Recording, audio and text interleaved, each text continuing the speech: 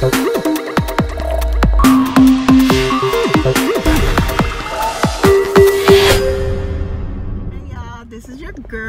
Nappy One, and today I'm coming to you with another one of my Greek car vlogs.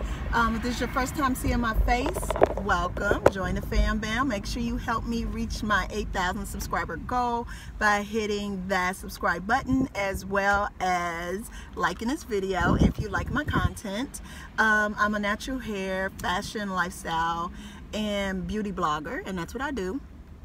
So basically, today I'm just going to discuss the LGBTQIA community and its relation to the Greek community. There's been a lot of discussion around it, but nobody really talks about it. You know what I'm saying? It's like one of those unspoken type things, and I don't understand why there's been so much commotion about this. Well, first of all, let me just put it out there. A lot of people who are Greek, they do not agree with homosexuality. I don't know why. I don't know why they're so concerned about what somebody else is doing with their bodies. As long as they're not coming on to you, I don't think it should really be an issue, you know, who they're sleeping with. But then again, I am an open-minded person, so I think and I move differently than most. I have a lot of friends who are homosexuals and who are persons of color, and not one time has that bothered me. But again, I'm just a people person, and that's my view on life. You know, do what makes you happy. You know what I'm saying? But there's a lot of people who happen to be in a Black Greek letter organizations, and they're just like, you know, I just don't agree with that lifestyle, and that's their reasoning for really not agreeing with what they're doing and how they are part of the org. For example, I mean, let's be real, there are Greeks in every organization that are gay, lesbians, bisexuals, transgenders, all that, and nobody is really, not nobody, there are people who care outside of those who are in a community, but a lot of people who are not part of the community feel as if a male, you know, showing a feminine side is a weakness. And I don't know why you would think because a male, you know, might be feminine or may want to, you know, his sexuality or his choice with his sexuality, his choice of his gender and how he identifies isn't what you think a man should be.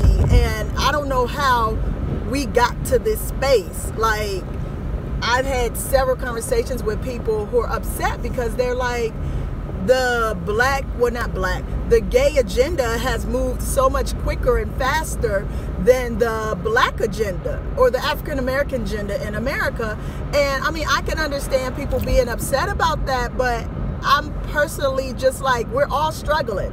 If you're Black, you're struggling. If you're gay, you're struggling. Like, there's so many struggles. I don't think we really need to have so much more division in organizations that were meant to combat the societal ills that our people are facing. You know what I'm saying? And it's like, that's just another divisive mode that's been placed there to distract people from the real things that we actually need to paying attention to. Now, don't get me wrong. Everyone is entitled to feel however they want to feel. I can't tell you how to feel about your organization and how people should be. You know what I'm saying? That's not my job. My job is to just try to understand, why do you have such an issue with the people, and how it can be, how you can refocus your perception and move forward so we can be a collective unit versus ostracizing or, you know, focusing on someone's sexuality or their gender identity preference.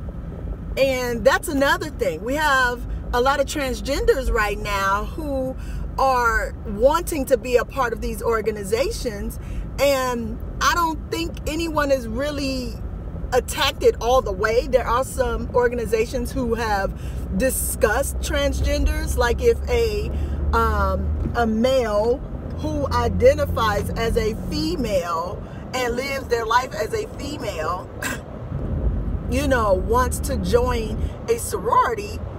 I don't think we've had that discussion like in full throughout the Divine Nine as individual organizations and collectively, to be like, oh, we're all inclusive, we're okay. If you identify as a woman, you are welcome in this sorority. Or if you identify as a male, you are welcome. If you are a female and you identify as a male, you are welcome in this fraternity.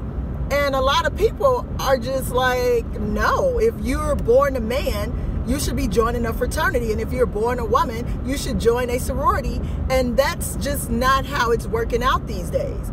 Now, personally, I don't feel like every organization should be bending. And when I'm talking about the organizations, I'm talking about those of the Divine Nine, because there are some traditions. Now, as far as being a transgender goes, I won't speak on what the org wants, because I can't speak for what the org wants, you know what I'm saying? I only have my personal opinion. And I just feel as if a person identifies as a female and they're overqualified, I think I'm okay with that. I don't really see what the issue is with letting that person in if they feel comfortable as a male living his life as a woman and they want to be referred to as a woman. I don't see what the problem is. Now, this isn't a popular opinion, and that's okay, because hey, I'm not here for the popularity contest. I'm here for what's right.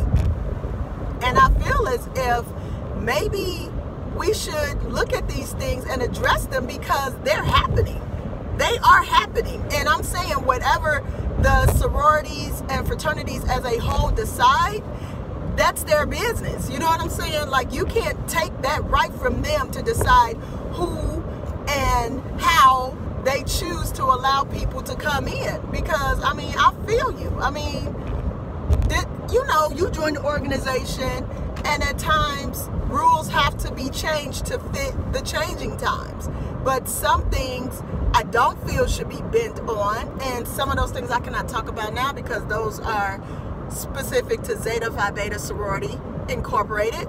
But as far as this goes, as far as transgenders, I really don't know what's the big issue. I mean, I do understand there's a lot of women who don't feel cool about that. They're like, I don't want no dudes in my organization. If they was born a man, be a man. And then you have the people who are, well, also, I don't know if you can include transsexuals in this, if you can include, like, those who have actually had the surgery. Like, I don't know if people feel differently if they went and had the surgery to alter their genitals to become the sex of their choice. It is just so much, and I think this is a real conversation we need to sit down and think about, because there is way too much homophobia in the Black Greek community, and people need to have a seat sometimes. Like, that's not our biggest worry. Our biggest worry are the societal ills, is the racism, the bigotry, the sexism, you know. And here we are caring about a person's sexual identity, you know, how they identify. And I just don't know why people care so much. With that said, leave your comments below. Maybe you agree, maybe you disagree. And again, that's your right to do so. But I know for me, I just feel like we have way bigger fish to fry than worrying about somebody's gender identity and their sexual preference. Thanks for watching. Make sure to subscribe and help me reach that 8,000 mark. If you like my content, share my video. Maybe that's what you want to do as well. And like it. See you guys in the next video.